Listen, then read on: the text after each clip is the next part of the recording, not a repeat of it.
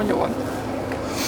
Adolfo Carao, you're the design coordinator at Alinghi Red Bull Racing. First of all, congratulations on such a spectacularly beautiful boat.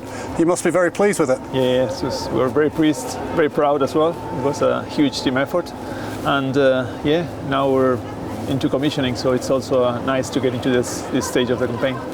What were the criteria that you identified, the key criteria, when you were coming up with a design for Barcelona, for a Louis Vuitton series and hopefully an America's Cup series in Barcelona? Yeah, it's a good question because we've been here for 2 years, so we came here to find out what are those typical Barcelona conditions, and really the answer is that you can get a bit of everything here in Barcelona. So really the design brief was pretty broad.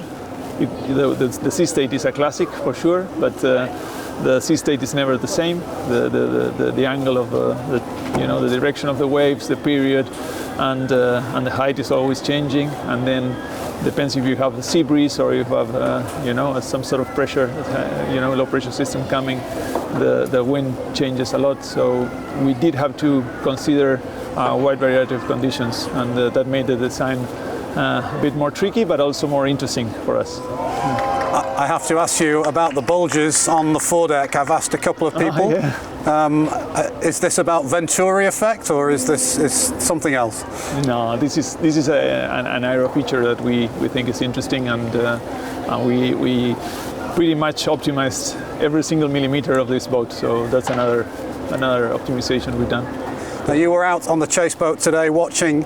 It was very light winds for the day. Would you say that was race conditions or below? Well, we had that discussion in the chase boat all day long. I think it's just there, just marginal for racing, and that made the day very, very good for us in terms of learnings and get to know the boat in that sort of conditions, which maybe there's 50% chances that there's racing. It's pretty clear that the new generation of AC75s, lighter, more powerful, they are able to take off reasonably comfortably in those conditions. Yes. That must have been pleasing today for you and the sailors. Yes. Well, in fact, this is the first time we foil in these sort of conditions, because with boats here we couldn't. So that's why it was such an interesting day for us as a team to learn what it means, and that's why during the day I think we improved a little bit, and there's a huge margin for improvement still.